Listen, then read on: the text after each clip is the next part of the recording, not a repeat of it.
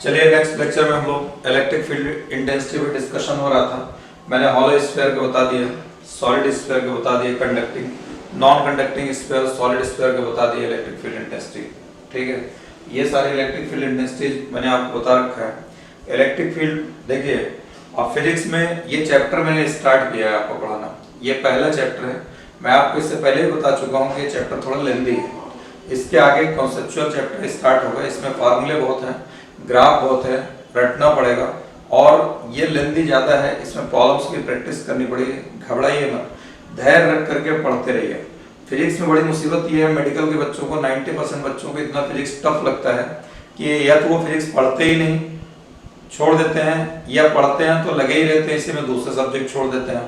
तो मैं आपको हमेशा ये बात कहता हूँ कि आप दूसरे सब्जेक्ट पढ़ते रहिए, केमिस्ट्री पढ़िए, बायो पढ़िए, और अपने सब्जेक्ट के लिए ये कहता हूँ कि मेरा सब्जेक्ट 2 घंटे पढ़िए, 2 घंटे पढ़ने के बाद बंद कर दीजिए आप, फिर सब्जेक्ट बदल लीजिए। अब आपको जो सब्जेक्ट पढ़ना हो पढ़िए, आप केमिस्ट्री पढ़ना हो केमिस्ट्री पढ़िए, सिविक्स पढ़ना हो सिविक्स पढ़िए, कॉमिक्स पढ़ना हो कॉमिक्स पढ़िए, बायोलॉजी पढ़ना हो बायोलॉजी पढ़िए, जो कुछ पढ़िए, लेकिन 2 घंटे फिजिक्स पढ़ने के बाद आप सब्जेक्ट को बदल देंगे, यानी सब्जेक्ट आप फिजिक्स रख देंगे, फिर कुछ देर पढ़ने दूसरा सब्जेक्ट पढ़ने के बाद तब आप फिजिक्स को स्टार्ट करेंगे।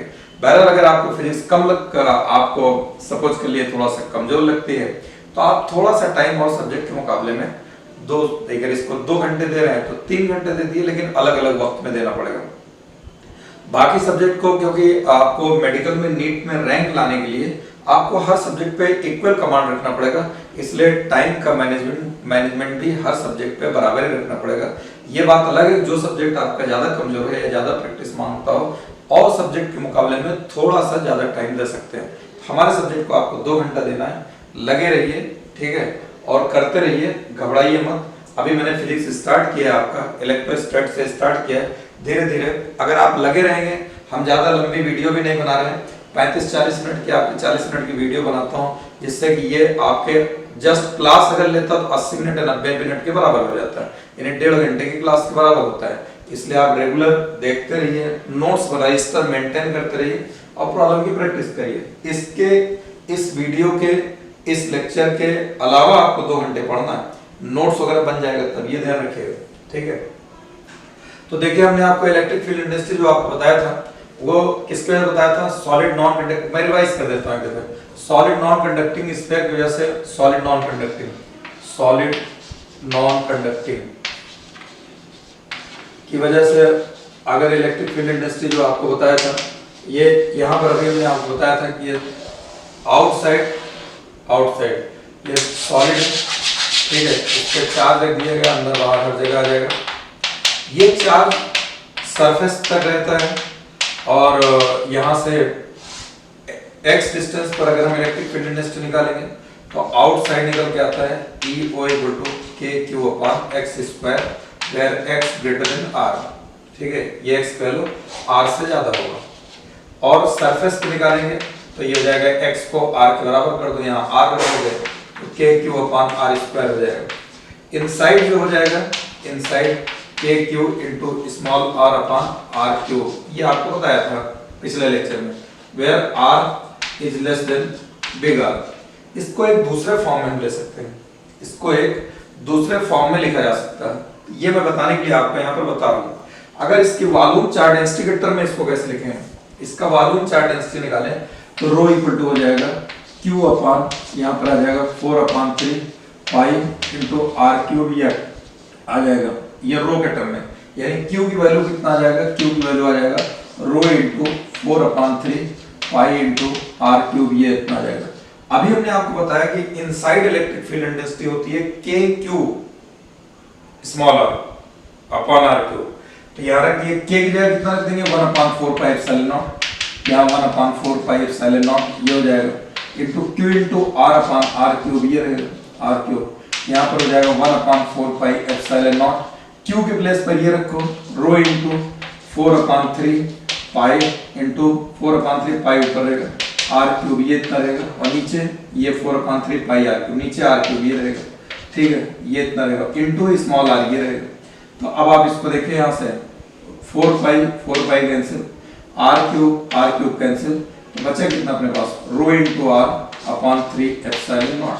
ये एक जो है इलेक्ट्रिक फील्ड इंटेंसिटी इनसाइड निकल के आ गया, स्फीयर के इनसाइड जो होगा electric field intensity inside rho into are upon 3 epsilon naught rho के टर्म में। याद रखिएगा ऑब्जेक्टिव में आपसे क्वेश्चन से इतना ही पूछा जा सकता है कि इसका electric field intensity inside solid non conducting के अंदर कितना होगा। तो कोई जरूरी नहीं कि क्यू आर अपॉन आर के इस फॉर्म में रहे, ये ऐसे पूछा रो के टर्म में पूछ ले, ये अपने में एक प्रॉब्लम है तो आपको इस फॉर्म में याद करना पड़ेगा rho into are upon 3 epsilon not.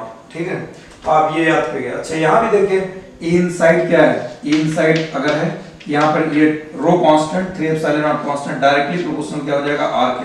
सवेरे आपको बताया भी था ये ग्राफ अगर इसका प्लॉट करेंगे भाई इससे पहले वाली क्लास में, ठीक है, ई और आर के बीच में ग्राफ अगर प्लॉट करेंगे तो ये स्ट्रेट लाइन ये ऐसे आ जाएगा।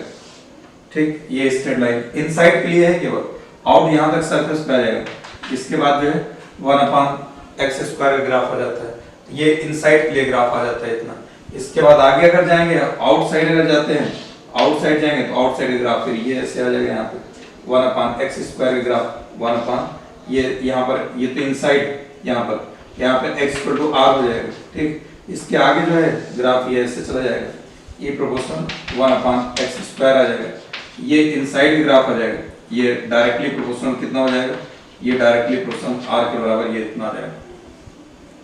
ये इसका ग्राफ निकल के आ गया। तो मैंने आपको अभी क्या बताया, खास बात क्या बताया आपको, खास बात ये है कि electric field intensity inside solid non conducting के इनसाइड होती है KQ/R3 बिग R3, ये स्मॉल r सेंटर से इसके डिस्टेंस है, ये इतना होता है। इसका दूसरा फॉर्म क्या होगा, inside rho into small r upon 3 epsilon naught. ये याद रखना है आपको, ये याद रखना है, ये तो आपको आउटसाइड का सुबह बताया ही था, याद रखना। तो इसकी जगह पर ये दोनों एक ही चीज है, ये आ जाएगा, समझ में आया आपको। तो rho into r upon 3 epsilon naught, ये सॉलिड नॉन कंडक्टिंग स्फीयर की वजह से बता दिया।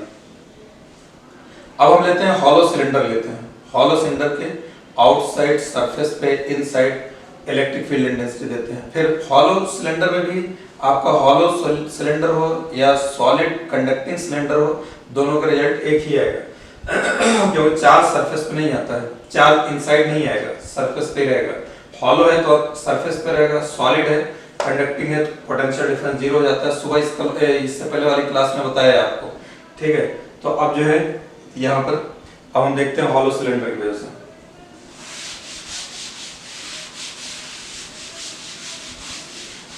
हॉलो सिलेंडर दोनों एक साथ रिजल्ट लिख देता हूँ, दोनों का रिजल्ट एक साथ। इसका भी प्रूफ मैंने आपको उसमें गॉस थ्योरम पढ़ाते वक्त दे रखा है, गॉस थ्योरम पढ़ाते वक्त वहां पर दिया है। तो electric field intensity at a point, electric field intensity at a point due to charge hollow cylinder,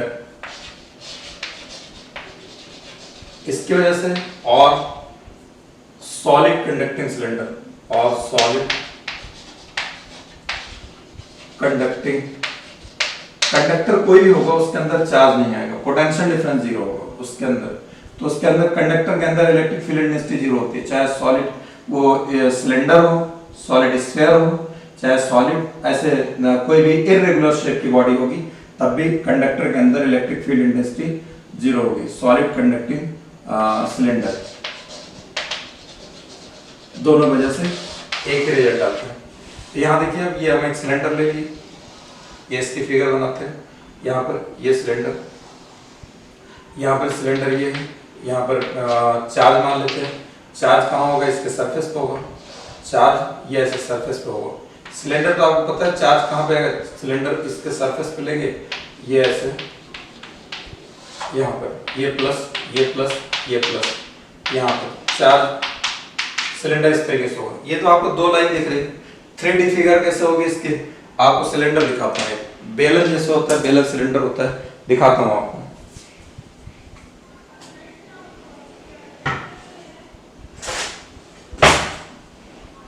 ये देखिए ये सिलेंडर, ठीक है। आपको यहाँ पर दो लाइन से दिख रही है, ये दो लाइन, क्या आपको ऐसा लग रहा है इधर चार्ज अलग इधर चार्ज, ऐसा नहीं है। इस पे ये सिलेंडर जो है ना, यहाँ भी चार्ज है, यहाँ भी चार्ज है, यहाँ भी चार्ज है, यहाँ भी चार्ज है। अब इस पे दिख रहा है ना आपको हर जगह चार्ज आएगा, ये आउटर सरफेस है। इस आउटर सरफेस का 2D फिगर होने की वजह से इसका केवल दो लाइन बस खाली दिख रहा है, ऐसा नहीं कि ये इधर है ये इधर है, ऐसा नहीं, ये पूरा एक सरफेस है। अब यहाँ हमने चार्ज रख दिया, पूरा चार्ज रखा गया, आपको इतने डिस्टेंस निकालना है, यहाँ निकालना है, कहीं भी निकालना हो, समझ में आई बात। अब देखिए, अब हम आपको गॉस थ्योरम के थ्रू हमने बताया था अगर आपको आउटसाइड निकालना, पहले आउटसाइड अगर निकालेंगे इस पॉइंट पर, यहाँ एक हाइपोथेटिकल गॉसियन सरफेस ड्रॉ कर देंगे। जैसे ये ड्रॉ करेंगे हाइपोथेटिकल गॉसियन सरफेस, ये ड्रॉ हो गया और यहाँ पर अब इसकी वजह से इलेक्ट्रिक फील्ड इंटेंसिटी यहाँ पर इधर डायरेक्शन इसका n का एरिया वेक्टर इधर आएगा, ये लेंथ l है, तो इसकी वजह से फ्लक्स गॉस थ्योरम का फ्लक्स इक्वल टू कितना होता है q upon epsilon naught total flux क्या हो जाएगा इंटीग्रल E डॉट ds, ये equal to q upon epsilon naught E और ds दोनों यहाँ पे E इधर है, electric field intensity area vector भी इस तरह थीटा 0 हो जाएगा, ये आ जाएगा E इंटीग्रल ds, ये इक्वल हो जाएगा q अपॉन एप्सिलॉन नॉट। ये है हमको यहाँ निकालना है, ये यहाँ से डिस्टेंस कितना ले लिया, ये इतना x डिस्टेंस ये इतना ले लिया, यहाँ पर E ds इंटीग्रेट कर देंगे, ये सिलेंडर है, सिलेंडर को एरिया कितना आएगा टोटल, ये इंटीग्रेशन मतलब ऐड करना है, टोटल एरिया सिलेंडर का एरिया होता है 2 पाई RL, तो यहाँ पर हो जाएगा 2 पाई और यहाँ पर x r की जगह ये x है, ये इसकी पूरा हाइपोथेटिकल का x इनटू इस सरफेस से इनक्लोज, इस सरफेस से इनक्लोज चार्ज ये होता है ना, इसके अंदर ये चार्ज क्यों है ये लिख दिया 2 पाई xl into q upon epsilon naught, ये आ जाएगा E इक्वल टू कितना हो जाएगा q upon 2 pi epsilon not x into l, ये इतना आ जाएगा q अपॉन l किस बराबर हो जाएगा लैम्डा, यानी E इसको लैम्डा इक्वल टू कितना हो जाएगा q अपॉन l, ये इतना आ जाएगा, ठीक। यहाँ पर E इक्वल टू हो जाएगा q लैम्डा अपॉन, यहाँ पे lambda upon 2 pi epsilon naught into x, ये इतना आ जाएगा, ये इलेक्ट्रिक फील्ड इंटेंसिटी निकल के आएगी। यही आपको मैंने वायर फेज बताया था, थ्रेड वायर फेज बताया था, यही electric field intensity cylinder phase बताया, यही इलेक्ट्रिक चाहे फाइनाइट सिलेंडर हो या इनफाइनाइट सिलेंडर हो, E इक्वल हो जाएगा यहाँ पर lambda upon 2 pi epsilon not x, ये आउटसाइड निकल के आ गया 1 अपॉन x निकल गया। सरफेस पे निकालना होगा, ये आउटसाइड था, कहाँ निकाला हमने आउटसाइड। तो आप रिजल्ट याद रखना, इससे कोई इसका डेरिवेशन में दे चुका हूँ आपको, इसका डेरिवेशन दे चुका हूँ, डेरिवेशन से कोई लेना देना, आप डायरेक्ट रिजल्ट याद रखो, ये इतना बता दिया, ठीक है। दूसरे नंबर पे जो है सरफेस पे निकालना होगा, सरफेस पे निकालेंगे x इक्वल टू कितना हो जाएगा r के बराबर हो जाएगा, E इक्वल टू हो जाएगा lambda upon 2 pi epsilon naught r के बराबर हो जाएगा। थर्ड केस इनसाइड अगर निकालेंगे, इनसाइड कितना आ जाएगा इलेक्ट्रिक फील्ड इंटेंसिटी 0 आ जाएगा। जैसे सॉलिड हॉलो स्फीयर के अंदर इलेक्ट्रिक फील्ड इंटेंसिटी 0 होती है, वैसे हॉलो सिलेंडर के अंदर या सॉलिड कंडक्टिंग सिलेंडर के अंदर 0 होगा, क्योंकि इसके अंदर चार्ज नहीं आएगा। अगर हाइपोथेटिकल सरफेस ड्रॉ करेंगे चार्ज नहीं होगा। तो ये सरफेस पे आ गया, ये इनसाइड आ गया, इनसाइड 0 होगा। अब इसका अगर लैम्डा पे E प्रोपोर्शनल 1 अपॉन x आएगा, इसका अगर ग्राफ में यहाँ प्लॉट करेंगे, ये इसका ग्राफ यहीं पर देख लीजिए, ये ग्राफ कैसे आएगा, इस तरीके से E यहाँ पर रहेगा और x यहाँ पर आ जाएगा, यहाँ पर इसके बीच में ग्राफ ये ऐसे रेक्टेंगुलर हाइपरबोला, ये इसका ग्राफ आ गया। ये आपको मैंने hollow cylinder, charge hollow cylinder या चार्ज सॉलिड कंडक्टिंग सिलेंडर की वजह से बता दिया। कंडक्टर के अंदर ध्यान रखिएगा हमेशा के लिए, कंडक्टर के inside conductor electric field intensity 0 होती है, इनसाइड कंडक्टर पोटेंशियल डिफरेंस 0 होगा, भी आगे बताऊंगा पोटेंशियल पढ़ाते हो, ठीक है। लेकिन अभी आप इलेक्ट्रिक फील्ड इंटेंसिटी याद रखो, चाहे वो सॉलिड स्फीयर हो, सॉलिड कोन हो, सॉलिड आपका सिलेंडर हो या किसी भी टाइप का इररेगुलर शेप का सॉलिड कंडक्टिंग बॉडी हो, तो उसके अंदर इलेक्ट्रिक फील्ड इंटेंसिटी 0 होगी। अब हम देखते हैं सॉलिड नॉन कंडक्टिंग सिलेंडर की वजह से, सॉलिड नॉन कंडक्टिंग सिलेंडर। तो जैसे हमने आपको सॉलिड नॉन कंडक्टिंग स्फीयर बताया था, तो उसके आउटसाइड बताया था KQ upon x square, surface बताया था KQ upon r square, inside बताया था KQ r upon r cube. Exactly ऐसे यहाँ भी है, जो सिलेंडर का बाहर रिजल्ट आया है हॉलो का, वही इसमें भी सॉलिड में आएगा नॉन कंडक्टिंग में, जो सरफेस पे है वही सरफेस पे आएगा। यहाँ भी इनसाइड जो होगा ये क्या होगा, डायरेक्टली प्रोपोर्शनल आएगा, जैसे उसमें निकाला था सॉलिड नॉन कंडक्टिंग स्फीयर में। तो electric field intensity, electric field intensity, electric field intensity at a point due to solid non conducting, due to solid not non-conducting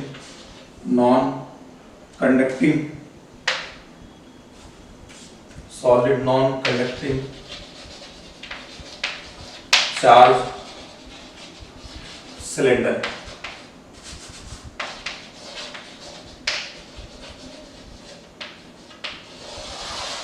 अब यहाँ भी इसकी सरफेस चार्ज डेंसिटी रो के टर्म में भी निकाल सकते हैं। देखिए अब यहाँ पर क्या है, एक हमने सिलेंडर ले लिया, ये सॉलिड लेते हैं, ठीक, यहाँ पर ये सॉलिड, जैसे सॉलिड स्फीयर लिया था वैसे सॉलिड ये ले लें, यहाँ सॉलिड स्फीयर जैसे लिया था ऐसे सॉलिड सिलेंडर लेंगे, सॉलिड सिलेंडर ये सॉलिड कर दिया आपको, ठीक, सॉलिड हो गया। यहाँ पर ये ऐसे, ये इसकी रेडियस कितनी मान लेते हैं, इसकी रेडियस R है। अब आउटसाइड देखिए, आउटसाइड का हम डायरेक्ट रिजल्ट लिख रहे हैं आपका, आउटसाइड का सिर्फ रिजल्ट लिखेंगे। आउटसाइड अगर निकालना होगा तो आपको हाइपोथेटिकल सरफेस ऐसे लेना पड़ेगा, हाइपोथेटिकल सरफेस यहाँ पर। तो ये अगर x डिस्टेंस पे लेते हैं, यहाँ पर x डिस्टेंस पर आउटसाइड अगर निकालेंगे तो जो अभी आपको बताया जैसे सॉलिड स्फीयर में होता है वैसे सॉलिड सिलेंडर में होगा। Solid sphere, solid cylinder, hollow cylinder में हमने आउटसाइड बताया था lambda upon 2 pi epsilon not x बताया था। सेम यहाँ पर वही निकल गया। सरफेस पे लेंगे तो सरफेस पे कितना निकल जाएगा, ई सरफेस लैम्डा अपॉन 2 पाई, यहाँ पे 2 पाई एप्सिलॉन नॉट r, ये इतना जाएगा। इनसाइड अगर लेंगे, इनसाइड हमको निकालना कितना आएगा, ठीक है, वैसे तो आएगा इसका इनसाइड निकालेंगे तो यहाँ पर lambda into small r upon 2 pi epsilon naught into r cube आ जाएगा, ठीक है। लेकिन इसको हम ड्राइव करते हैं, ड्राइव करके देखते हैं। देखिए कि हमको इनसाइड निकालना, मान ली इस पॉइंट पे निकालना, अब इस पॉइंट पे निकालना होगा तो ये ऐसे एक हाइपोथेटिकल सरफेस लेंगे, इस पे चार्ज नॉन कंडक्टिंग ना, अंदर बाहर हर जगह है चार्ज, पूरे सरफेस पे आ जाएगा चार्ज। ये मैं चार्ज पहले लगाना भूल गया था, तो यहाँ पर देखिए चार्ज पूरा रहेगा। अब यहाँ पर ये रेडियस में हटा देता हूँ, यहाँ पर ये ऐसे इनसाइड इस पॉइंट लेना है, कितने डिस्टेंस पर, स्मॉल r डिस्टेंस पर। अब यहाँ पर जो है ऐसे जितना डिस्टेंस ये गए हैं इतना, ये इतना, ये हाइपोथेटिकल है। अब हमको इतने पे चार्ज निकालना पड़ेगा, 30 वाले पे, इतने सिलेंडर पे चार्ज कितना होगा, पूरे पे तो हमको पता है। तो आपको मैंने बताया था इनसाइड निकल, पहले इसका रो निकाल लीजिए। रो कितना होता है कि इस पे चार्ज कैसे निकालेंगे, Q अपॉन ये होगा, वॉल्यूम कितना होगा, सिलेंडर का वॉल्यूम कितना होता है, पाई r स्क्वायर इंटू एल के बराबर हो जाएगा। ये इतना लेंथ कितनी है, एल दे रखा है, ये इतना pi r square into L ये हो जाएगा। ये रो आ गया। हमको अब rho dash, rho equal to यहाँ पे चार्ज कितना मान लेते हैं, इस इतने पे चार्ज मान लेते हैं कितना, Q डैश है, क्योंकि अब हाइपोथेटिकल सरफेस ये है ना, इससे इनक्लोज चार्ज चाहिए, इस इतने से इनक्लोज चार्ज कितना होगा, पूरे पे चार्ज तुमको क्यों पता है, क्यू का कितना पार्ट इस वॉल्यूम के अंदर रहेगा। तो यहाँ पर रो डैश, यहाँ देखिए रो डैश इक्वल टू मान लेते हैं, रो इक्वल टू मान लेते हैं क्यू डैश अपॉन ये हो जाएगा 2, ये वॉल्यूम लेना है, यहाँ पर वॉल्यूम कितना हो जाएगा, पाई into r square into L, ये इतना हो जाएगा। क्यू डैश इक्वल टू कितना हो जाएगा, rho into pi into r square into L, ये आ जाएगा। रो की वैल्यू ये निकल के आई, यहाँ पर Q अपॉन पाई r स्क्वायर और इंटू एल, ये इतना रहेगा, ठीक है, और इंटू ये रो की जगह पाई r स्क्वायर इंटू एल, ये है, पाई से पाई, एल से एल, ये कैंसिल हो जाएगा, ये आ जाएगा Q into r square upon r square, ये Q डैश आ गया। अब हमको इस पॉइंट पे इलेक्ट्रिक फील्ड गॉस थ्योरम लगा देना, गॉस थ्योरम लगाएंगे, इलेक्ट्रिक फील्ड इंटेंसिटी डायरेक्शन इधर आएगी, इधर आएगा, एन कैप भी इसी तरफ हो जाएगा हमारा, एन कैप थीटा 0 हो जाएगा। तो flux integral E dot ds ये इक्वल टू कितना हो जाएगा, Q dash upon epsilon not, charge केवल Q डैश से इनक्लोज, E बाहर थीटा 0 हो जाएगा, E इक्वल टू आ जाएगा इसका इंटीग्रल ds यहाँ पर हो जाएगा into Q dash upon epsilon naught ये आ जाएगा, ये इसका एरिया आ जाएगा 2 pi into r into L, ये इक्वल टू क्यू डैश के प्लेस पे आ जाएगा Q into r square upon epsilon naught, ये इतना आ जाएगा। ठीक है, अब यहाँ पर ई की वैल्यू आ जाएगी, ई इक्वल टू आ जाएगा Q into r square upon 2 pi into epsilon naught into r into L, ये इतना आ जाएगा। एक आर से आर कैंसिल हो जाएगा, क्यू अपॉन एल लैम्डा बराबर हो जाएगा, ई इक्वल टू आ जाएगा lambda into r upon 2 pi into lambda into यहाँ पर Q Q Q upon L lambda हो जाएगा, एक आर से एक आर कैंसिल हो जाएगा, लैम्डा इंटू आर हो जाएगा, 2 पाई इंटू एप्सिलॉन नॉट, ये इतना आ जाएगा 2 pi epsilon naught, r square कहीं रह गया, देखिए यहाँ पर ये आर स्क्वायर था ना, Q into r square upon r square ये आता है यहाँ पर, क्योंकि जैसा सिलेंडर स्क्वायर में आर क्यूब आता है ना, ऐसे यहाँ भी आर स्क्वायर आता रहेगा, तो ये आ जाएगा रिजल्ट इसका, E into lambda into r upon कितना आ गया रिजल्ट इसका, देखिए ई बराबर कितना है, इनसाइड कितना आ गया लैम्डा आर अपॉन 2 पाई, ये हो जाएगा 2 pi epsilon naught r square, ये इतना आ जाएगा। देखिए lambda constant, 2 pi epsilon naught constant, capital R cylinder radius constant, तो ई इनसाइड क्या आ जाएगा, ई इनसाइड डायरेक्टली प्रोपोर्शनल क्या आ गया, आ रहा है। तो वही चीज आ गई जो आपको इससे पहले बताया था, जैसे सॉलिड कंडक्टिंग स्फीयर के अंदर electric field intensity directly proportional थी, ऐसे सॉलिड नॉन कंडक्टिंग स्फीयर के inside electric field intensity distance के डायरेक्टली प्रोपोर्शनल थे, ऐसे सॉलिड नॉन कंडक्टिंग के inside electric field intensity directly proportional होगी, लेकिन होगी कितनी, lambda into are upon 2 pi epsilon naught r square, वहां कितना था k Q into small are upon r cube, k Q into k की जगह 1/4 पाई एप्सिलॉन नॉट रखेंगे, यहाँ हमने के की जगह, अगर यहाँ 1/4 पाई एप्सिलॉन नॉट लिखना है ना, तो इसमें 2 से मल्टीप्लाई कर दिए तो 2 से मल्टीप्लाई कर देंगे तो ये 4 पाई, तो 2 k lambda r upon r cube उस फॉर्म में लिख सकते हैं। अगर इसको अब देखिए यहाँ पर आपको बताते हैं, अब आगे इसका ग्राफ कैसे आएगा, ग्राफ आपको बता देता हूँ, ये रिजल्ट आपको याद रखना है, इसको रो के टर्म में कैसे लेंगे वो भी आपको बताता हूँ, ठीक है।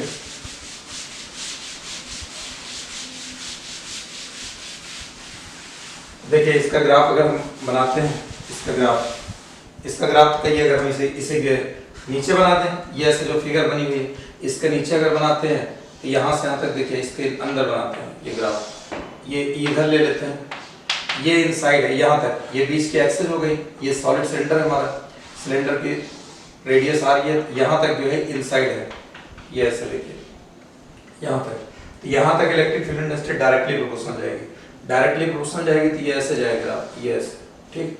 इसके बाहर क्या जाएगा, यहाँ पर ई डायरेक्टली प्रोपोर्शनल इनसाइड है, ई इनसाइड डायरेक्टली प्रोपोर्शनल आर हो गया, इसके बाहर कैसे जाएगा 1/, आउटसाइड के लिए क्या होता है, अभी लिख के दिया ना फार्मूला, 1/x पे जाएगा, यहाँ पर ई आउटसाइड क्या हो जाएगा प्रोपोर्शनल 1/x।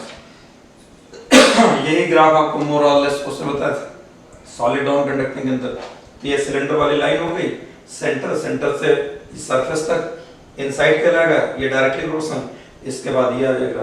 तो मैं आपको बता रहा था अगर आपको इसको इसके फॉर्म में लिखना हो, लैम्डा इंटू आर अपॉन ये है 2 पाई एप्सिलॉन नॉट और into 2 pi epsilon naught r square, इसमें 2 से ऊपर नीचे मल्टीप्लाई कर दिए, ये जाएगा 2 लैम्डा इंटू आर अपॉन ये जाएगा 4 pi into epsilon naught into r square, ये जाएगा 1/4 पाई एप्सिलॉन नॉट के हो जाएगा, इसको लिख सकते हैं 2 k lambda into r upon 4 पाई तो ये आर स्क्वायर इसके फॉर्म में आ जाएगा। लेकिन इतना टिपिकल करने की जरूरत नहीं है, आपको कहीं कहीं 2 के लैम्डा अपॉन आर वगैरह, इससे पहले सिलेंडर को जो बताया था उसमें भी रहता है, तो आप सिंपली इतना याद रखें। लेकिन अगर इसके टर्म में कोई कहे लिखना है तो लिख सकते हो के टर्म में, लेकिन के वेक्टर में आता नहीं है, आएगा इसी टर्म में रहेगा। हाँ, इसको रो के टर्म में कैसे लिखेंगे, तो रो के टर्म में भी हमने आपको बताया था कि रो इक्वल टू क्या होता है, रो बराबर होता है चार्ज अपॉन वॉल्यूम। यहाँ टोटल चार्ज कितना दे रखा है, टोटल चार्ज कितना है सिलेंडर का, क्यों, इसका वॉल्यूम कितना हो जाएगा पाई आर स्क्वायर एल, तो वॉल्यूम चार्ज डेंसिटी रो बराबर pi charge upon volume pi are square into L, यहाँ से ये आ गया। अब हमको चार्ज इस पे इसके टर्म में लाना है इसको, वॉल्यूम चार्ज डेंसिटी ये इसको जो है रो के टर्म में कैलकुलेट करना, तो ये Q upon pi are square l ये इतना आ जाएगा।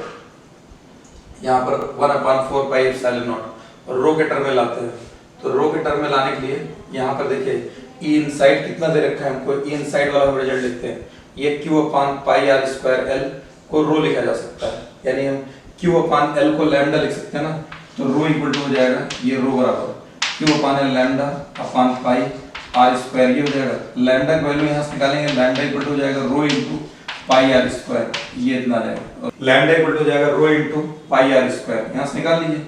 अब देखिए ये ई इनसाइड का फार्मूला है, ई इनसाइड फार्मूला कितना है, lambda into are upon 2 pi into epsilon naught into R square, ये तो यहाँ पर लैम्डा प्लस करके rho into pi into R square into are upon यहाँ पे कितना हो जाएगा 2 pi into epsilon naught into R square, ये आ जाएगा 2 pi into epsilon naught into R square, तो पाई से पाई ये कैंसिल हो जाएगा, आर स्क्वायर से आर स्क्वायर कैंसिल हो जाएगा, ये कितना आ जाएगा, ये आ जाएगा rho into are upon 2 epsilon naught, ये आ गया। आपको ध्यान है, याद है आपको उस पे कितना बताया था, सॉलिड नॉन कंडक्टिंग स्फीयर के अंदर, सॉलिड नॉन कंडक्टिंग स्फीयर के अंदर आपको बताया था rho into small are upon 3 epsilon naught वहां आया था, rho into are upon 3 epsilon naught solid non conducting के अंदर, ये आपको ऑब्जेक्टिव में पूछा जा सकता है, इसको आप याद रखिएगा,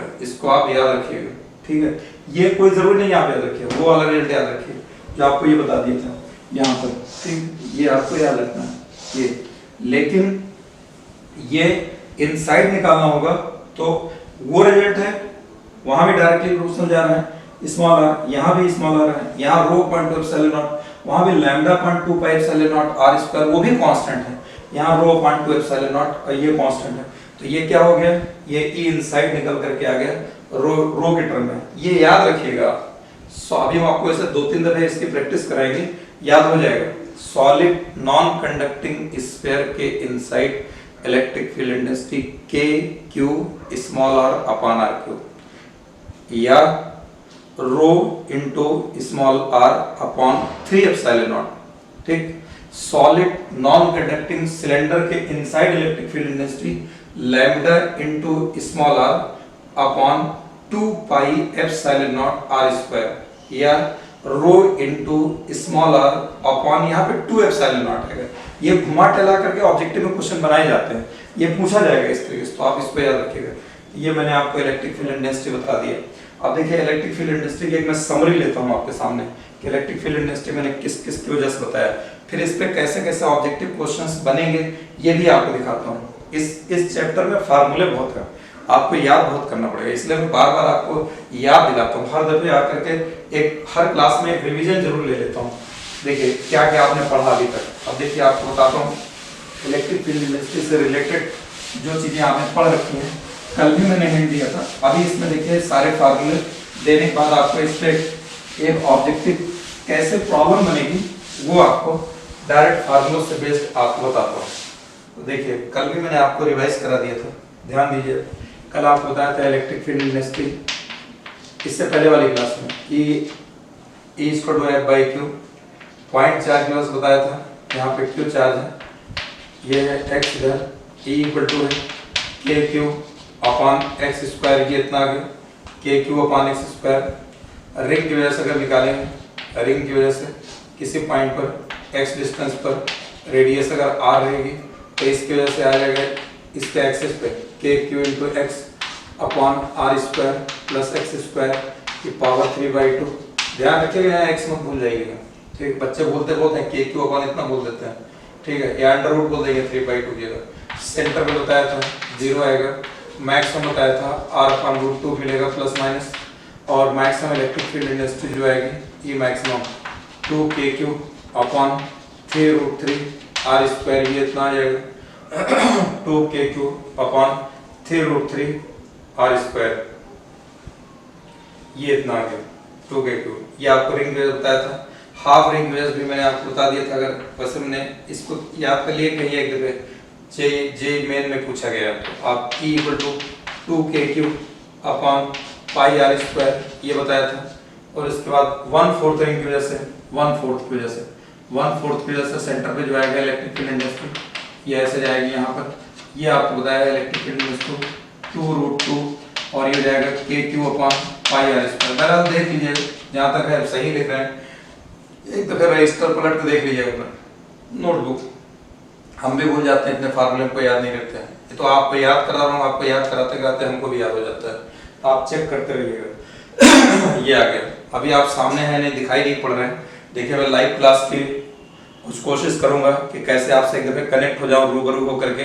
काफी दिन हो गया, आप 11th में थे तो आप लोगों से कुछ ना कुछ मुलाकात हो जाती थी, कुछ चेहरे देख लेते थे, कुछ के हंसी भी दिख जाते थे। अभी तो हमें कुछ दिख नहीं रहा है, लेकिन मैं आपको बोल सकता हूँ, आप मेरी आदत जानते हैं, क्लास में मैं बार बार बोलता हूँ, स्टेट डालता हूँ बच्चों की याद हो जाए, ठीक है। तो इसलिए आपको बार बार बोल रहा हूँ, आप इसको याद करते रहिए, बुक में देखते रहिए।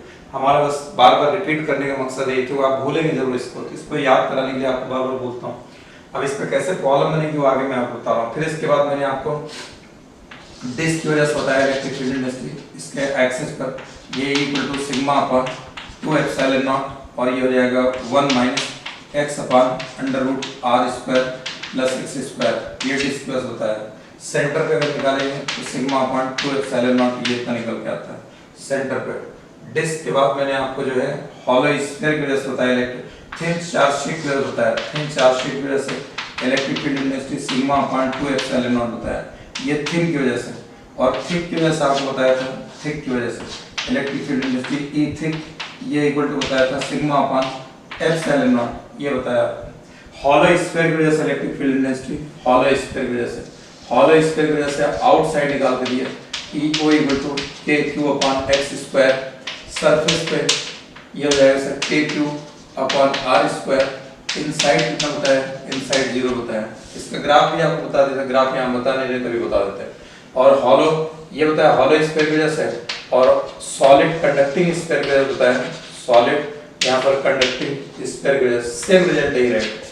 सॉलिड नॉन कंडक्टिंग स्फीयर की वजह से, सॉलिड नॉन कंडक्टिंग स्फीयर की वजह से, नॉन कंडक्टिंग है सॉलिड नॉन कंडक्टिंग स्फीयर की वजह से आउटसाइड पे इतने बताया KQ/x², सरफेस पे इतने बताया KQ/r², इनसाइड आपको बताया KQ into small r upon r³ या रो into small r upon 3ε0। याद रखिएगा, बार बार आप बोल रहा हूँ टॉपिक में पूछा जाता है ये टर्म, ये वाला, ठीक। इसके बाद मैंने आपको बताया कि ये फाइनाइट सिलेंडर की वजह से, फाइनाइट इसकी वजह से, फाइनाइट इसके वायर की वजह से, फाइनाइट वायर की वजह से अगर इस पॉइंट पे θ1 θ2 एंगल लेते हैं तो y एक्सिस पे जो आपको बताया था ये EY इक्वल टू λ/4πε0 ये बताया था into y sin θ1 plus sin θ2 ये आपको ये बता दिया था।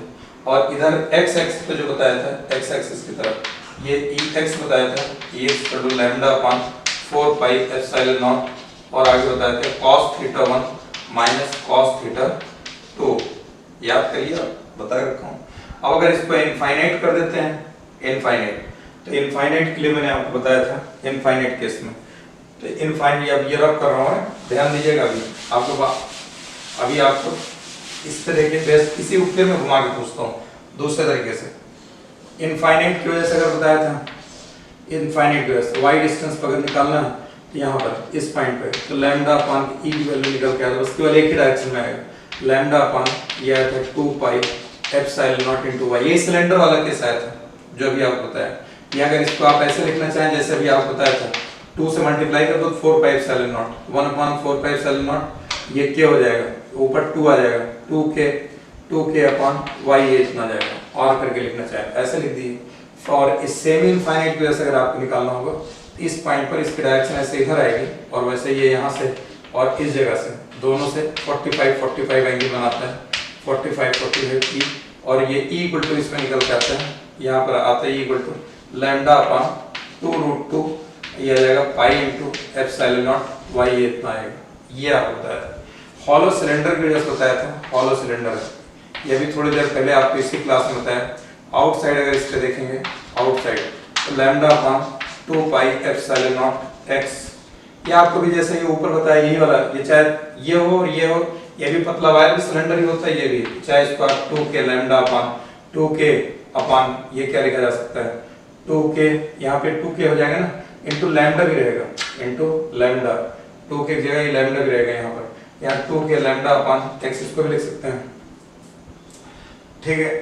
आउटसाइड सरफेस पे निकालेंगे तो लैम्डा अपॉन ये हो जाएगा 2 पाई एप्सिलॉन नॉट x की जगह इनसाइड निकालते हैं, इनसाइड 0 निकल के आ जाएगा। ये किस वजह से, हॉलो सिलेंडर और ये हो जाएगा सॉलिड, ये हो जाएगा कंडक्टिंग सिलेंडर की वजह से, दोनों का रिजल्ट एक ही आता है। नॉन कंडक्टिंग कर लेंगे ये ऐसे, इसके वजह से ये सॉलिड नॉन कंडक्टिंग, सॉलिड, अब ये सॉलिड है, ठीक है, सॉलिड नॉन कंडक्टिंग सिलेंडर की वजह से, तो इसके आउटसाइड रिजल्ट यही निकल के आएगा, कितना आ जाएगा, lambda upon 2 pi epsilon not x के बराबर है। सरफेस पे निकालेंगे तो k पे ये lambda upon 2 pi epsilon naught, ये हो जाएगा x r आ जाएगा। इनसाइड निकालेंगे, इनसाइड डायरेक्टली प्रोपोर्शनल आ जाएगा, lambda into r upon 2 pi into epsilon naught r square रहेगा। ये मैंने आपको बताया था अभी, रो इनटू लैम्डा अपॉन कितना आ जाएगा, 2 एप्सिलॉन नॉट, ये निकल के आएगा। ये भी आपको पीछे बता चुका हूँ, rho into lambda upon 2 epsilon naught, ये बताया था। तो ये इतना आपको मतलब रो लैम्डा नहीं रहेगा, rho into r upon 2, inside है ना तो डायरेक्टली प्रोपोर्शनल जाएगा, तो ये r रहेगा, rho into r upon 2 epsilon naught, ठीक है। इसमें लैम्डा नहीं रहता, रो आ गया, रो लैम्डा एक साथ नहीं आएगा, गलती से लिख दिया था। अब इतना रिजल्ट, इतना इलेक्ट्रिक फील्ड इंटेंसिटी मैंने आपको बताया।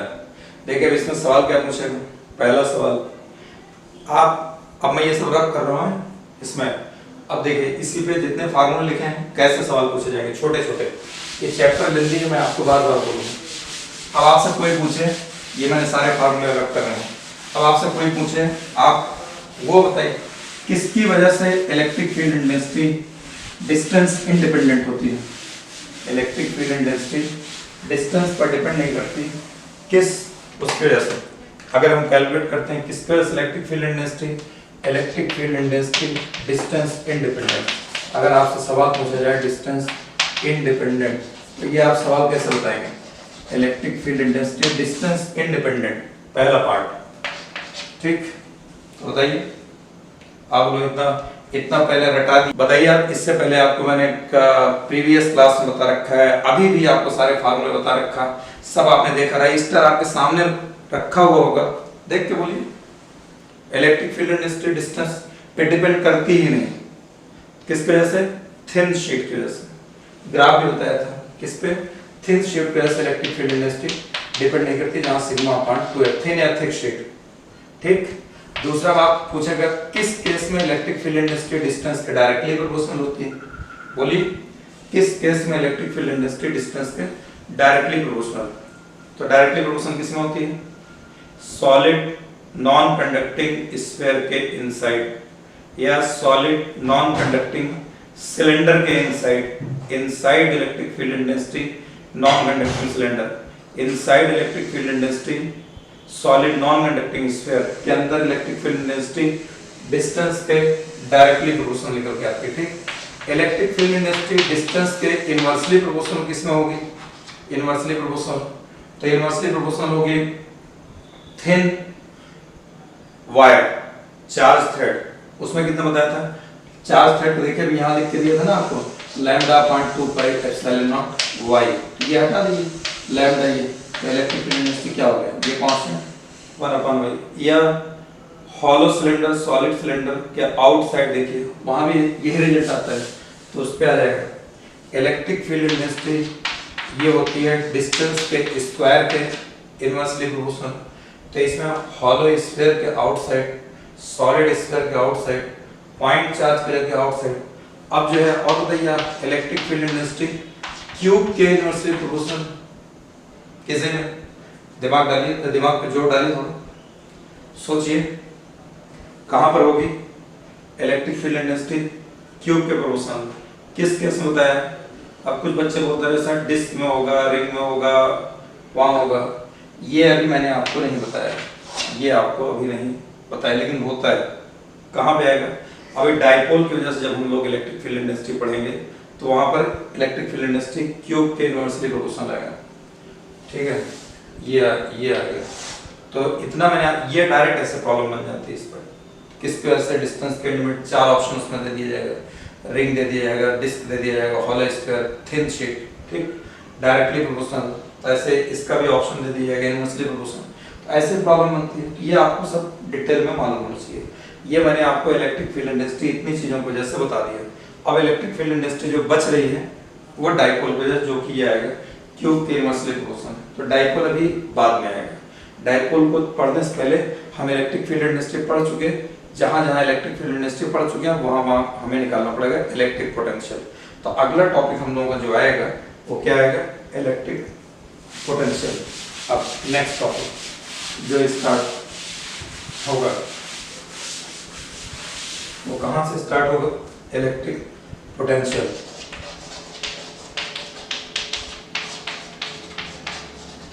पहली चीज तो आप दिमाग में बैठेंगे, इलेक्ट्रिक पोटेंशियल। जैसे इलेक्ट्रिक फील्ड इंडस्ट्री आपको बताया था, इलेक्ट्रिक फील्ड इंडस्ट्री एक वेक्टर क्वांटिटी, एक चीज ऐसा इलेक्ट्रिक पोटेंशियल एक स्केलर क्वांटिटी, एक scalar quantity, electric field industry एक स्केलर क्वांटिटी, ठीक, electric field industry scalar quantity, electric potential scalar quantity, electric field industry vector quantity, correct.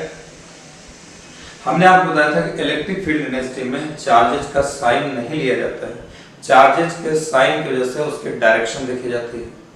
Electric potential में charge scalar quantity है, इसमें charges का sign लिया जाएगा। Plus charge होगा तो प्लस रखेंगे, माइनस चार्ज होगा तो माइनस रखा लिया जाएगा, यहाँ चार्ज का साइन कंसीडर करेंगे। अब इलेक्ट्रिक पोटेंशियल, तो इलेक्ट्रिक पोटेंशियल क्या बताता है हमको, electric potential gives the information about the flow of charge. Electric potential, इसमें एक information, electric potential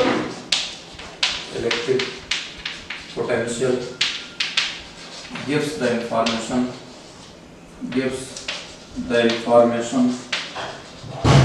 about flow of charge,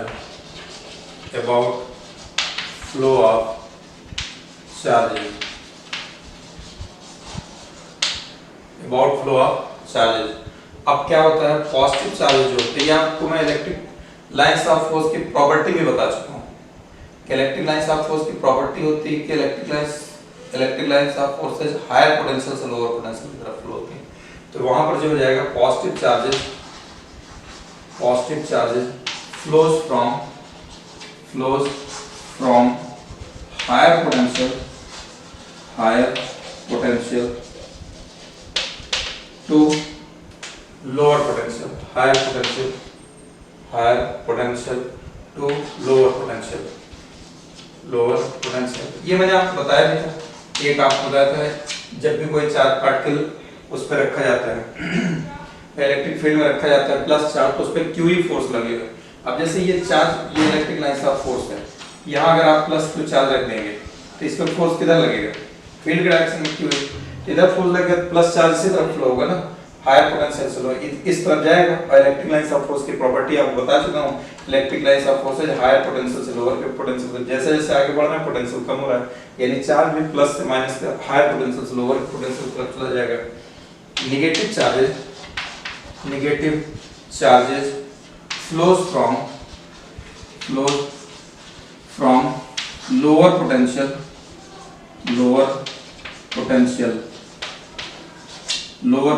negative charges flows from lower potential to higher potential। अब देखिए अगर कोई negative charge electric lines of force में अगर आप रख देंगे ऐसे, ये इलेक्ट्रिक लाइंस ऑफ फोर्स क्या है, हायर पोटेंशियल से लोअर पोटेंशियल की तरफ जा रहे हैं।